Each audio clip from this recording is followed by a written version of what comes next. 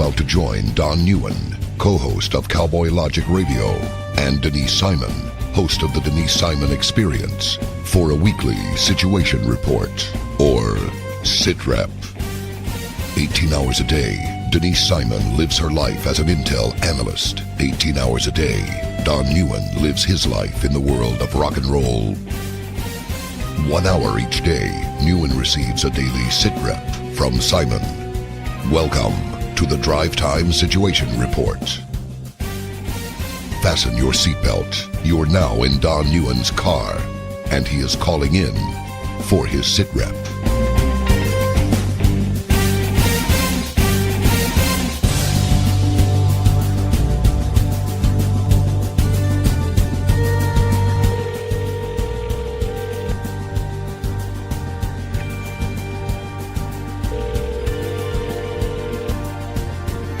Hello. What's up, Denise Simon? It's me calling in for tonight's Oh, it SITREP. is you. It is indeed, and I got a boatload of people with me, or at least a carload. Ladies and gentlemen, let me welcome you to the show. You are an interactive part, or at least semi-interactive, on tonight's Drive Time Situation Report.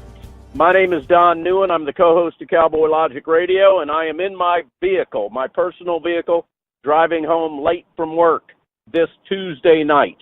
Denise Simon is on the other end of this conversation in her bunker somewhere near the Tampa, Florida area, surrounded by concrete and steel, and she is coming to you.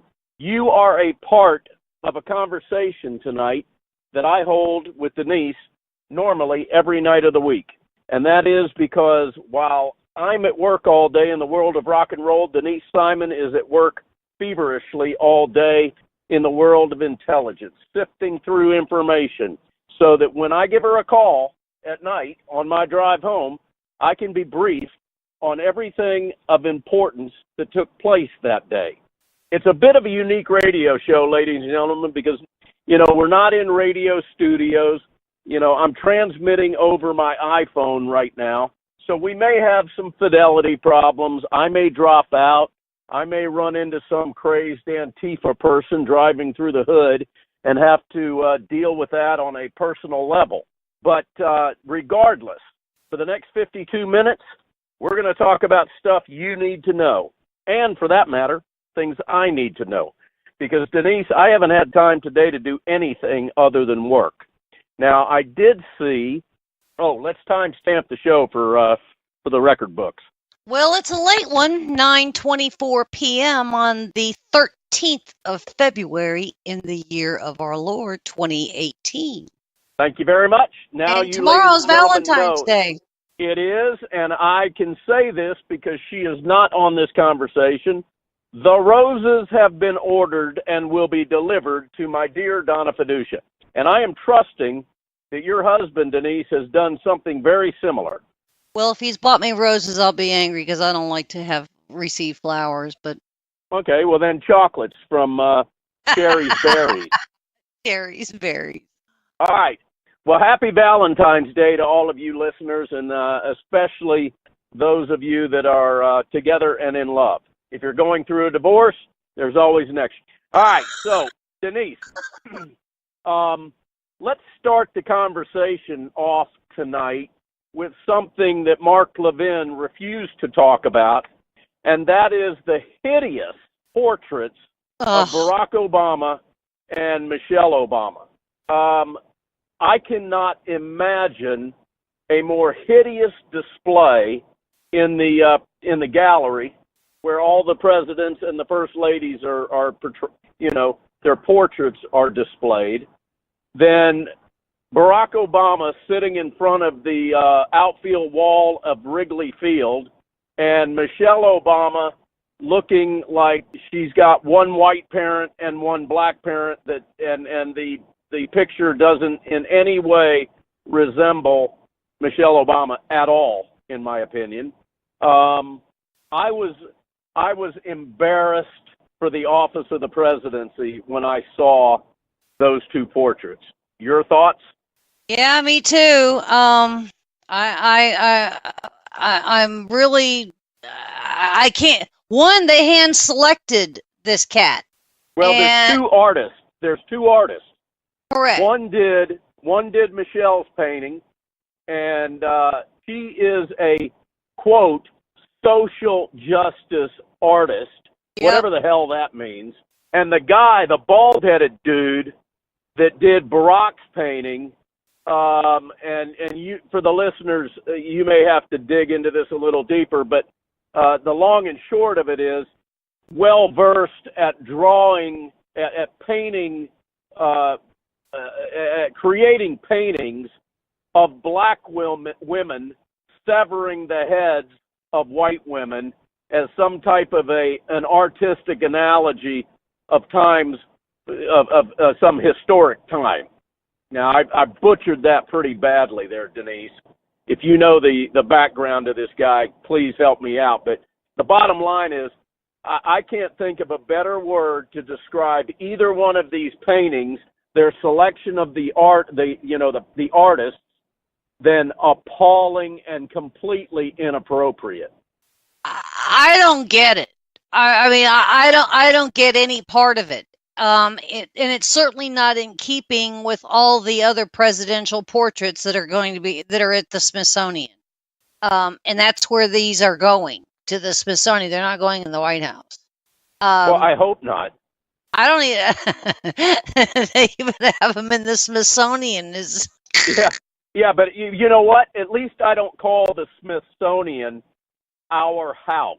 Well, and these flowers, this greenery or whatever is behind Barack Obama are supposed to be a collection of the official flowers of Chicago, if Chicago even has an official flower, Kenya and Hawaii. So that's why we have, I don't know, variations of dandelions behind them or something. I mean, it's hideous. Hideous is a good word to use. And I'm not convinced that Barack Obama and Michelle Obama even like them, because they never used those words. In fact, Michelle Obama said, "Let me just take a minute. Wow, it's amazing." Well, amazingly horrible, amazingly surprised. You know what I'm saying? She didn't say, "Oh, it's wonderful." She didn't do that, and he didn't either. Well, so I'm not convinced I saw her reaction. I didn't see his, but her reaction, at least in my opinion, was clearly stunned. I think so. She's looking at a portrait of some. First of all, it's completely unfitting for the occasion, and it doesn't look like her at all.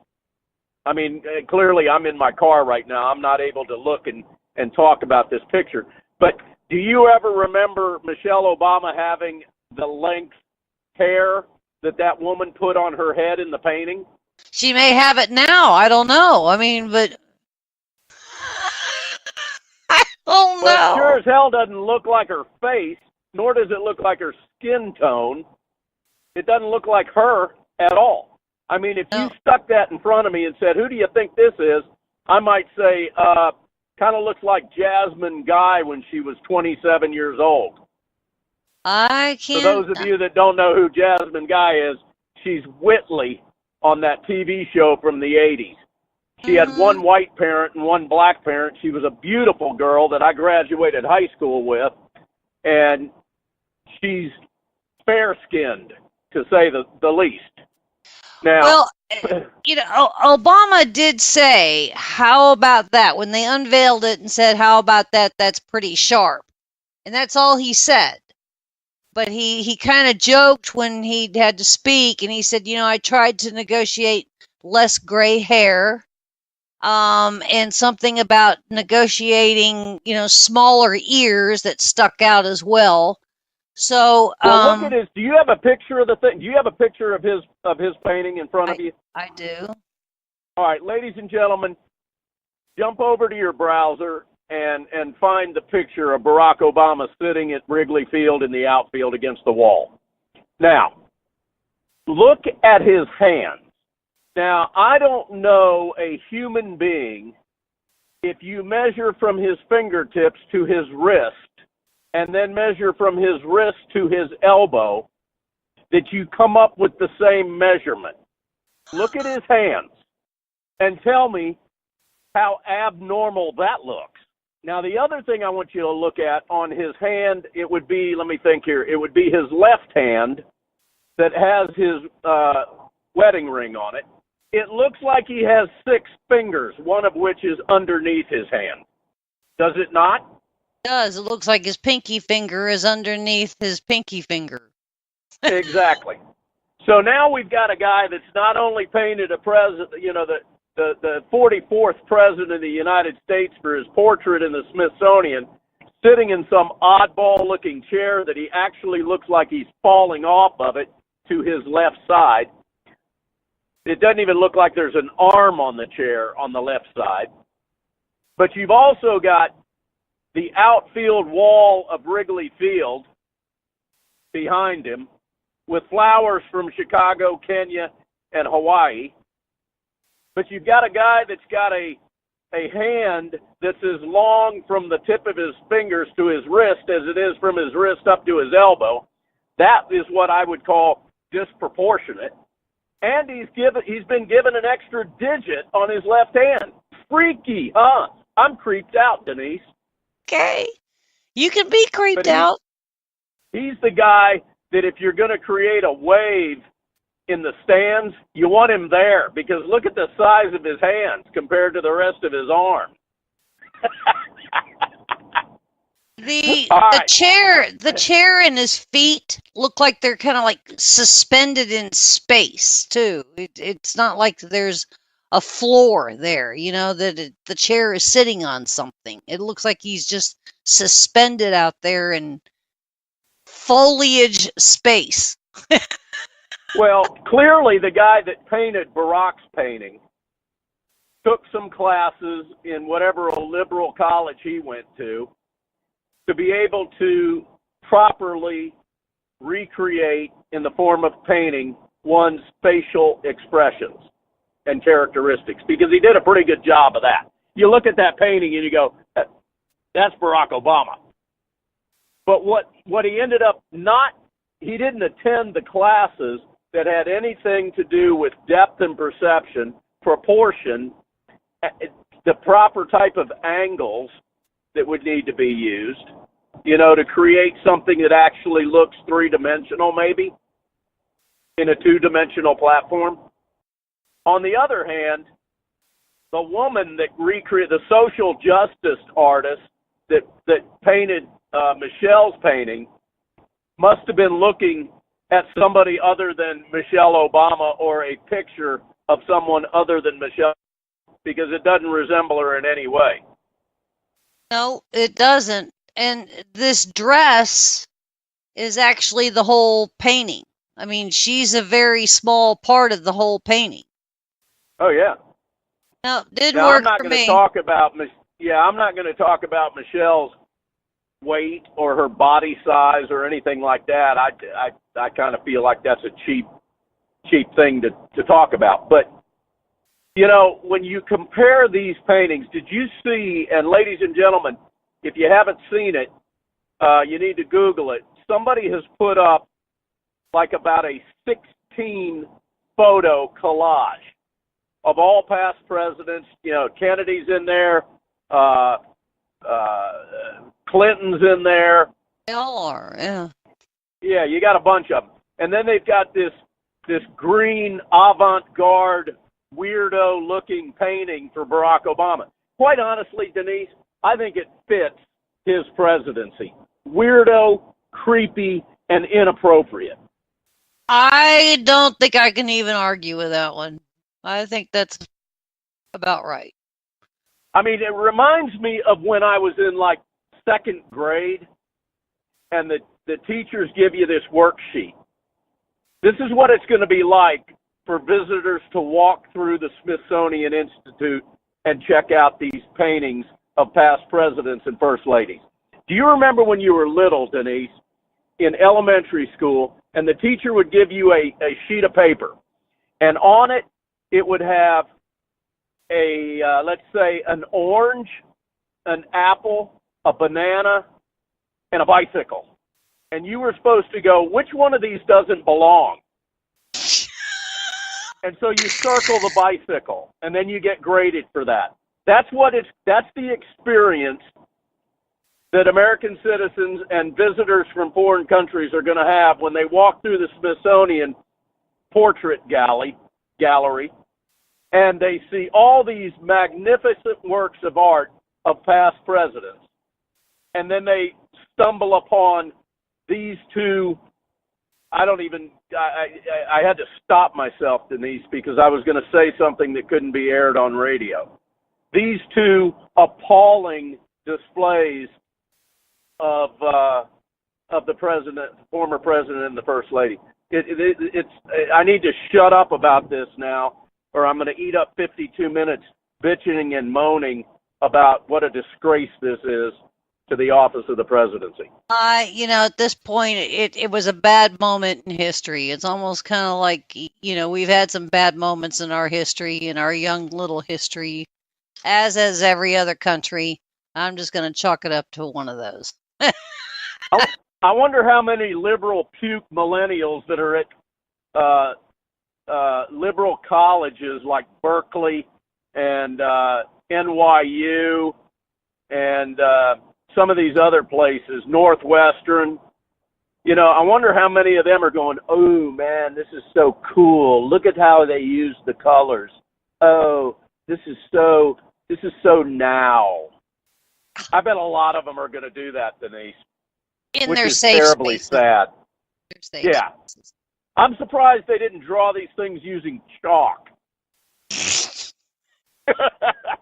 All right, well, listen, these people haven't tuned into this radio show to listen to me piss and moan about the former president's portrait and the first lady's portrait. So what do you say we get after it?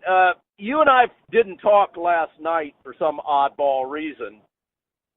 What is going on with the whole Congressional Intelligence Committee regarding the FBI, the DOJ, the Hillary Clinton situation, the former Obama administration, and all of the lying and subversion that took place?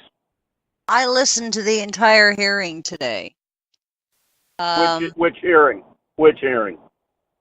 The heads of the intelligence communities were part of the panel today in front of the Senate Intelligence Committee.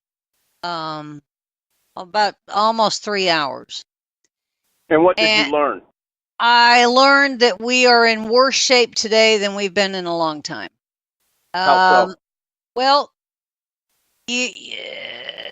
OD&I Coates was he gave really the opening remarks really for all of those panels, which included NSA, Department of Defense, FBI, CIA, and whatnot.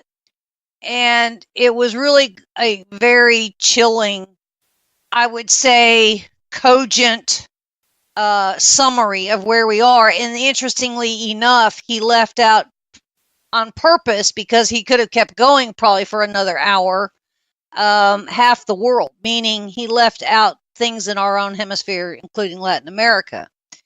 But he talked about the chemical and biological weapons development by Russia, by China, and by North Korea. He talked about the rising conflict that is happening in Afghanistan. Same thing between Israel and Syria. He went into cyber. He went into narcotics. He went into trafficking.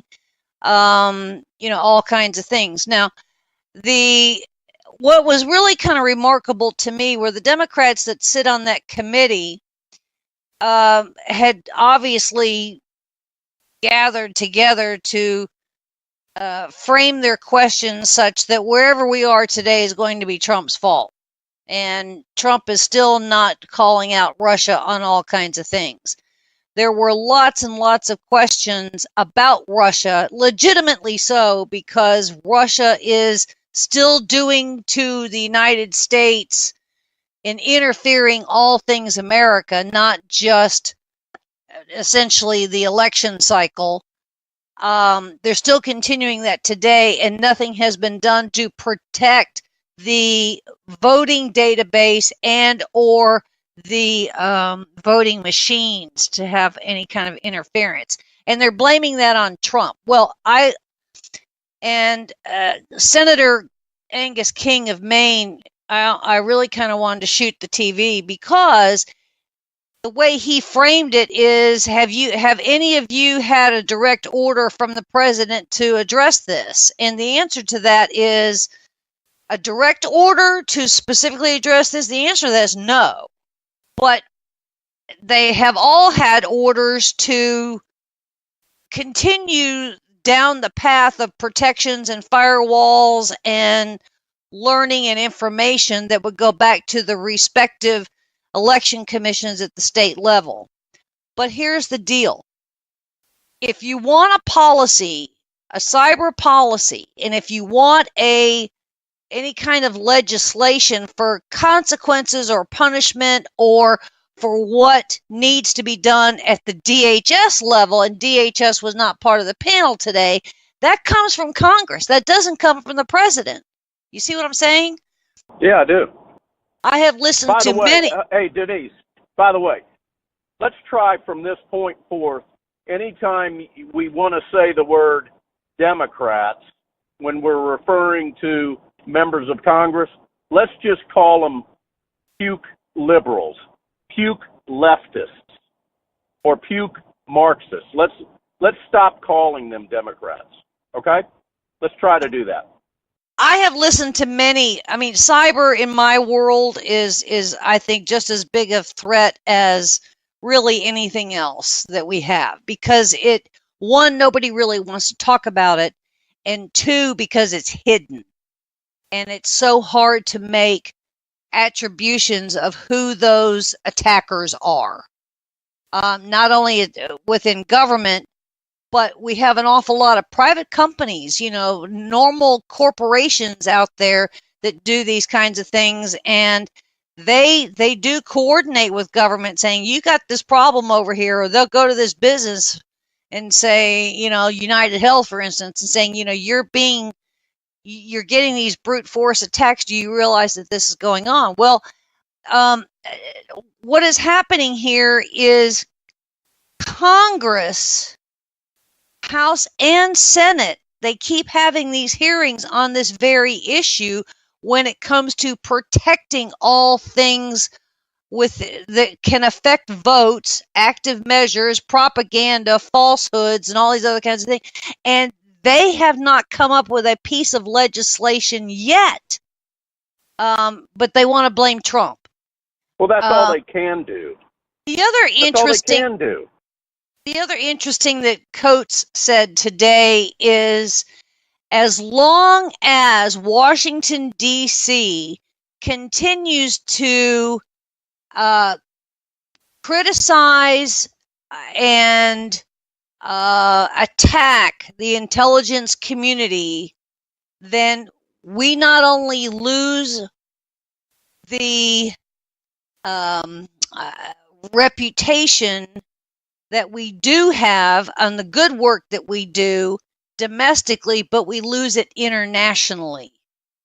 And our allies, and even if we turn around and go to a rogue country like an Iran or even a Russia and say, we know that you're doing this, they're going to laugh at us, because they're going to turn around and say, hey, your own government says that you guys are a bunch of idiots. You see what I'm saying? Yeah, I do. And so Coates was very good at saying, you guys need to stop this. And that includes both sides of the aisle.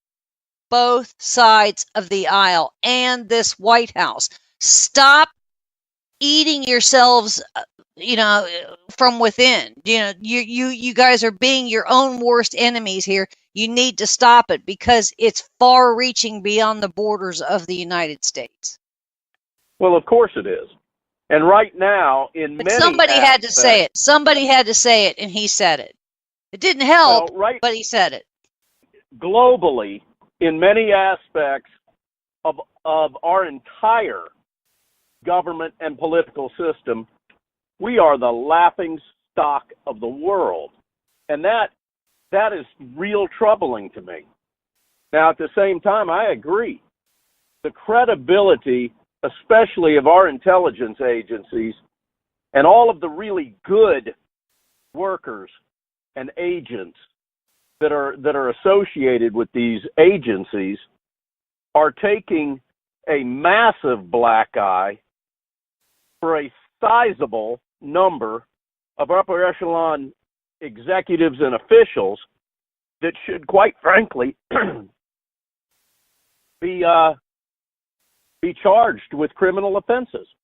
Once that starts happening, and once people start paying for the nefarious actions that they've been committing, that's when the credibility of these agencies, along with the morale of all of the good worker bees, is going to be restored. But I don't think it's going to be restored until then. I can't imagine the morale level at the FBI, at the Department of Justice, at DHS, at any of these agencies where they have been slapped with such a major black eye for many of the people that have been leading them. Now, you may disagree with me on that because you stand with the agencies a lot more firm than I do. But these people at the top that have been doing this kind of stuff, they need to be brought down, and they need to be brought down swiftly and effectively so that the morale of all the good people that are working in the agencies can start rebuilding itself. Well, what's really at issue here is that because we're, for the most part, on paper, we're an open government. And also on paper that the media, can report anything from the sublime to the ridiculous, which gets read globally. And when you have a scandal like we are living through right now, other countries, allied or otherwise, don't hang their dirty laundry out for everybody to see. And I agree, but we've got a media as a whole that is A, irresponsible, B, an appendage of a political party, and C, adversarial to a sitting president, like we've never seen in our lifetime, probably in the history. But he didn't help either, because remember, he also said that the FBI is in shambles or tatters, or I don't know what word he used. But he didn't help the matter either. No, he's not. And, the FBI is stationed worldwide. It just doesn't operate inside Washington, D.C. in a field office. I think there are 53 field offices across the United States, and I don't know how many others that we have worldwide. And those agents that are even, may not be operating out of a quote unquote field office, but are operating with other law enforcement agencies in Germany or in Spain or in Italy or France or, Britain. And you can bet that their counterparts are going, well, what the heck is going on over in the United States? And they're all probably just rolling their eyes.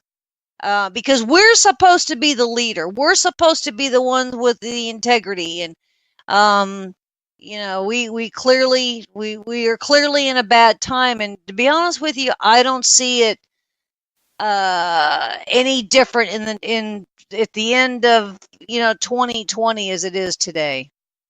That's disappointing to hear.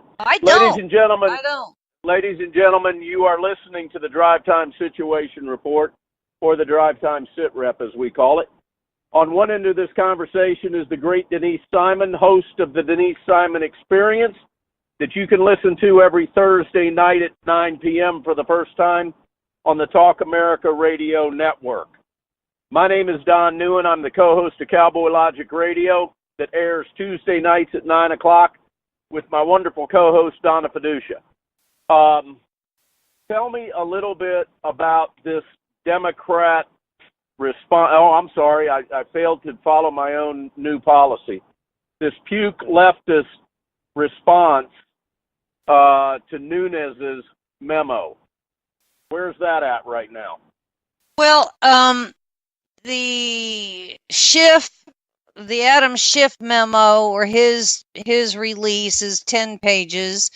It went over to the White House. The White House said, we're fine with declassifying this. However, there are some things in here, especially in some footnotes, that are quite disturbing. So we're going to send it essentially back to Schiff, which is exactly what I recommended, and then have Schiff work with the Department of Justice and the FBI to clean it up before it goes out. So that is, and Schiff has said that he agrees to that. Publicly, he's saying otherwise. But he has agreed to that. It was never really a setup. I mean, the media kind of went off on that one. It was never a setup.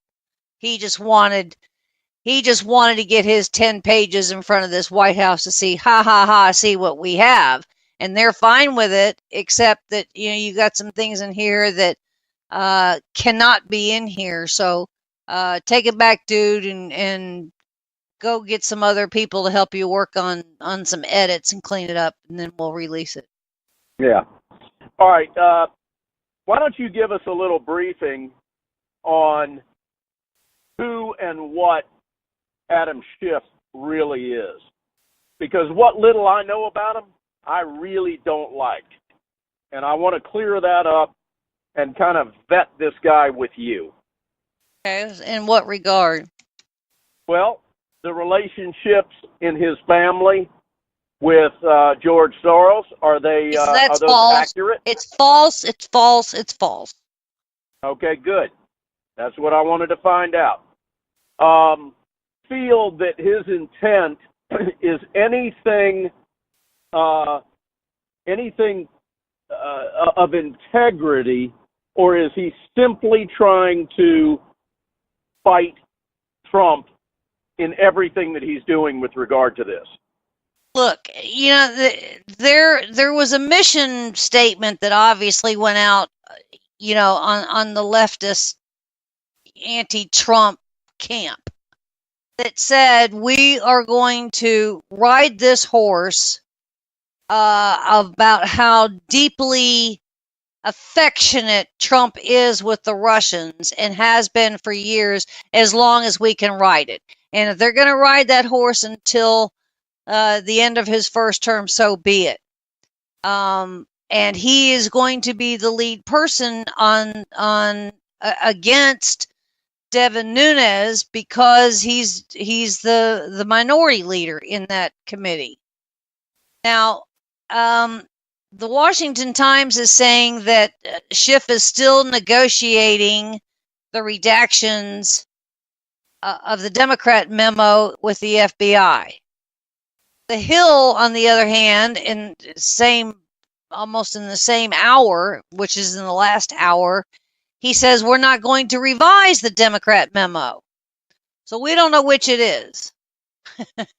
That he's going to do it or he's not going to do it. But Business Insider is also saying that he's not going to make any changes or revisions to it either. So I guess with that, then it doesn't get released. Okay. Well, So they'll we have don't a know- field day with that. If they Yeah. can't, if they say they can't release it, they're going to claim stonewalling big time. You know that. Well, I mean, it's the ball's in his court. It's not in the White House's court anymore. Exactly. All right, Denise, let's move to something that's a little more fun to talk about. The budget? No, that is a disgrace. How about the creepy North Korean cheerleaders at the Olympics? Well, that's an interesting thing. the North Korea cheerleaders, previously there have been some others that have left the country because I mean they are kind of your pro-regime propagandists, and when they go to another country and cheerlead, as we saw that they're doing in South Korea during the Olympics, they also necessarily go back and report all things that they have seen. Previous cheerleaders, by the way, have ended up in a gulag and have been killed. So these For doing what? For knowing what they know and saying what they know and saying what they heard. So, they I would say be very careful, the media, who you're attaching your, media wagon to, if you're going to attach it to these cheerleaders and to Kim Jong-un's sister, because some things on the backside may not turn out so well. Now, I would assume the security around the cheerleading squad has got to be pretty intense. Well, North Korea sent about 300 people, okay, to South Korea. Like 200 of them are cheerleaders. In kind of a quasi delegation, if you will. And they've been getting obviously their fair share of attention, because this regime has just really never allowed this to happen in this regard before, except in 2002. A number of them made some appearances. There were one or two that actually even defected, and they had some family members or whatever else, but 21 of those in 2002 were actually sent to a prison camp for speaking of what they saw when they went to South Korea to do a performance. So, yeah, man, and the United States mainstream media is just fawning over these cheerleaders and Kim's sister.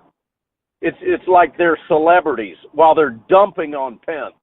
It's sickening. I don't know which is creepier, the little doll-like synchronized cheerleading squad from North Korea, or that skater that won a bronze medal, Johnny whatever his name is, that looks like, I don't even know what he looks like. Do you know who I'm talking about, Denise? I don't know that I do. I haven't watched hardly any of it. Well, while you're sitting there, Google U.S. skater Johnny and see what comes up real quick. Because, and ladies and gentlemen, you can do the same thing. Wait till you see this guy if you haven't seen him. I mean, he's like a complete and utter freak of nature. The Johnny Weir guy? Yeah, Johnny Weird, with a D on the end of it. Okay. Look at some of these pictures, Denise. Let me look at some images here. Check them out, ladies and gentlemen, while we're having this brief yet poignant pause in the action. Oh, well, I mean, that's when he was sitting, I saw him for a moment or two when he was sitting next to Tara Lipinski. Yeah. Creepy, weird. Yeah. All right, well, what else is going on? Let's go to this budget, which is a complete disaster. What in the world? Yeah.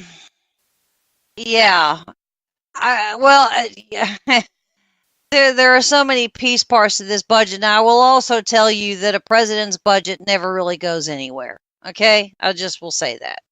It's just kind of a framework of what, Congress needs to do with the budget going forward. However, I will say this, and it's kind of a good start, but it's clearly not enough, because in his budget, he has proposed Actually, it's Mick Mulvaney's budget, if you want to know the truth. But he has proposed getting rid of 22 government agencies. Yeah, and you just wrote an article on that. Oh, I about blew my head off. 22 government agencies. I can think of about 1,000 that need to go. Okay? And getting rid of these 22, and I'll list them for you here in a second, it's supposed to, save us, big money. Well, yeah, come on.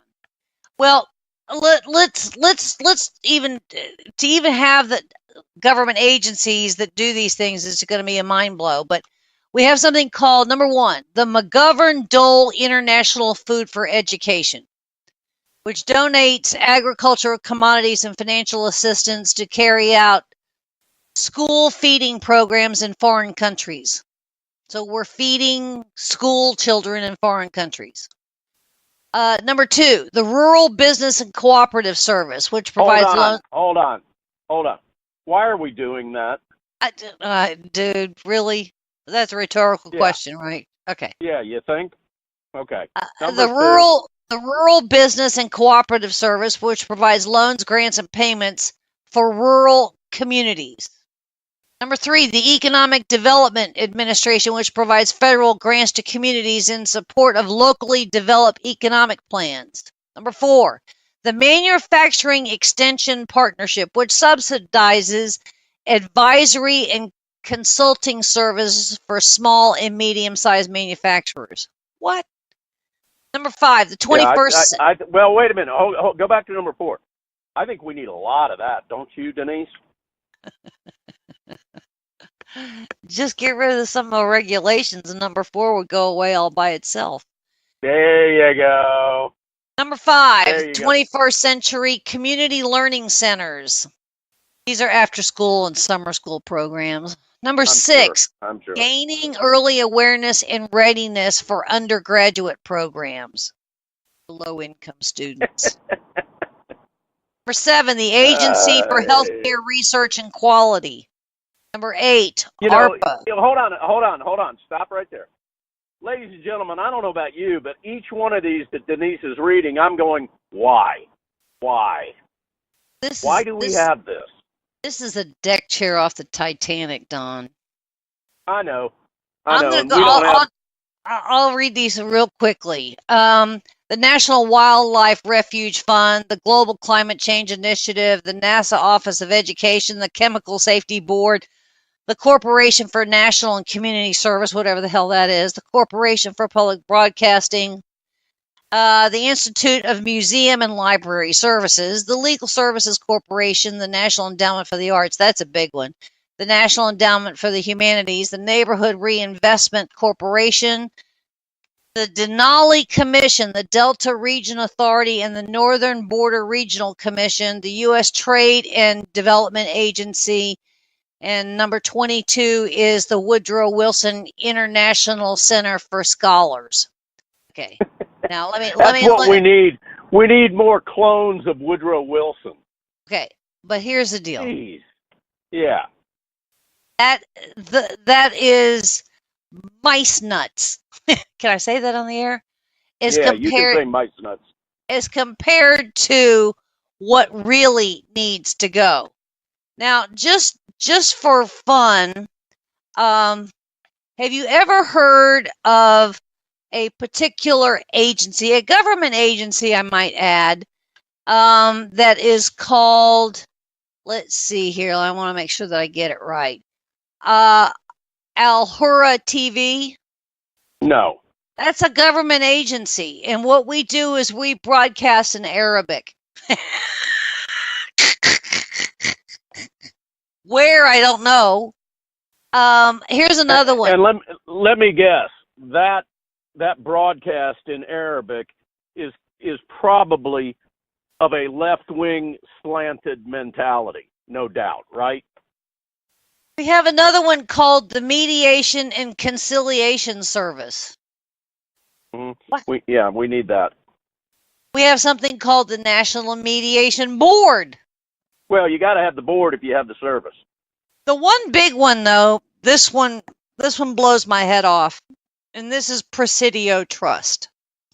Now, the federal government gave out I don't know, $1.5 billion in bonuses to government employees last year. And the person that got the top award in bonus is the president or CEO of Presidio Trust. And historically, Presidio Trust gets the largest sized bonuses in government.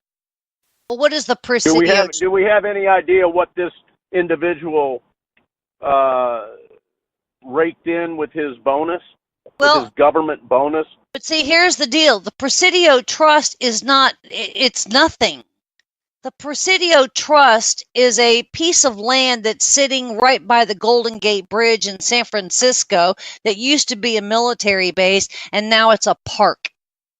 And at this park that has a building or two, they do these arts, seminars and exhibits and these kinds of things. That's all they do.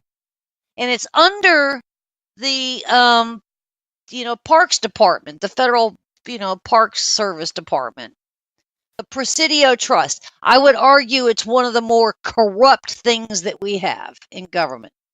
But, there's a list over on government, USA.gov, of all the government agencies in alphabetical order. And so I was just looking at the A's. And we have something called the Ability One Commission. Does anybody know what that is? Because I don't. We have Agency for Toxic Substances and Disease Registry. Well, what is it the CDC does? You see where I'm going with? And I wonder how many people that end up with pensions work for these different laughable agencies. You only have to work for government for 4 years that you collect 38% pension. Mm-hmm. 4 years. 4 years. That's your money, ladies and gentlemen. That's your money. Oh, Denise. Look, I'm gonna give you like 5 more minutes here. Okay. Do you see how this stuff kind of blows my head off? I do. But give me like 4 minutes of a warm and fuzzy moment that I can have. That warm and fuzzy. I'll give you a warm and fuzzy. It has been submitted by somebody's going down. Somebody's going down. Well, the White House had submitted a major change to the SNAP program, otherwise known as food stamps. Right. And the major change is we're not going to the platform is we don't want to give out the money anymore. Instead of giving out money for food, we're just going to give you a box of food. Well, the Huffington Post came out so fast. How dare you? How dare you choose for these people what they're going to eat? No. Wait a minute. What they're going to do is give them all the basics. Here's your rice, here's your potatoes, here's your, your shelf life milk, your powdered milk that's got all the stuff. And you can do it a whole lot cheaper, and you can go pick it up. You can have it delivered, kind of like HelloFresh that comes to your house, if you're a customer of HelloFresh. Yeah. Okay. And the left Marxists are saying, oh, but you're hurting free enterprise now. You're hurting business. You're hurting choices because these people want to have a choice. Well, we've been kind of saying that when it comes to the free enterprise system. All of a sudden they are pro free enterprise because the Trump administration is suggesting getting rid of SNAP food stamps for food boxes. So am I correct in assuming that there will be no more gold and platinum food stamp cards that are mailed to these people that they can go in so they're not embarrassed when they go through the food line that they're using food stamps? Are we getting rid of the faux credit card look now? Well, no, you're not going to do that because we're only in a proposal stage here. But the other thing is, if this happened, even if they took a state and did it as a test and it happened, you would start eliminating billions of dollars a year in fraud when it comes to what is happening in the SNAP program at the state level. Of course. Of course. And every one of us have been behind that one person in the grocery line while you're waiting to pay for your groceries with your hard-earned money, and they're unloading an entire cartload of food that includes ribeye steaks and candy and I don't know if they can buy beer, but, soda pop and all the food that, because you're kind of on a budget, you're not putting in your cart. They're putting it in theirs. And then you watch them pay for it with your money. And then they put it in the bags and they go home to the houses that you're probably paying for with your money. I'm ready for it to change. Now, I'm not one of those people that thinks that, everybody's a schmuck that's on the public dole or that's receiving some kind of public assistance, because clearly there are people out there that most definitely need it. But you're right, the fraud level is astronomical. As it is in Social Security, as it is in IRS refunds. Yep. And I can go on forever. Yep. Well, ladies and gentlemen, tonight's SITREP is kind of leaving me on a downer. I don't know about you guys, but, this SITREP is much like many of the nights where I call Denise and I don't get too much good news. I get a lot of bad news. So you got to roll up your sleeves and say, okay, I'm going to accept tonight's SITREP as a bit of a downer. And let's hope for next week. It could be good news. It could be good news between the food stamps and the food boxes. Yeah, it could be. It could be. Yeah, it could be. So we'll keep a little hope with that. Ladies and gentlemen, go to Denise's website, please. Founderscode.com. Founderscode.com. Sign up for her daily newsletter. You'll get all of her posts. They'll come to your inbox. Also, I encourage you to go visit Tom Del Baccaro's fantastic website, and that's politicalvanguard.com.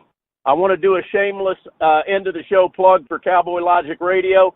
I am proud to announce, ladies and gentlemen, that Cowboy Logic Radio now has its own radio station. And you can find that by going to cowboylogic.us. The player is right there. It's 24/7, nothing but Cowboy Logic Radio. We've got about, 20 hours loaded into it that goes through a continuous loop. So at any time throughout the day that you want to check out Cowboy Logic Radio, go for it. Just go to cowboylogic.us. Denise, we got to go, and you're the one to say goodbye. Goodbye. God bless America.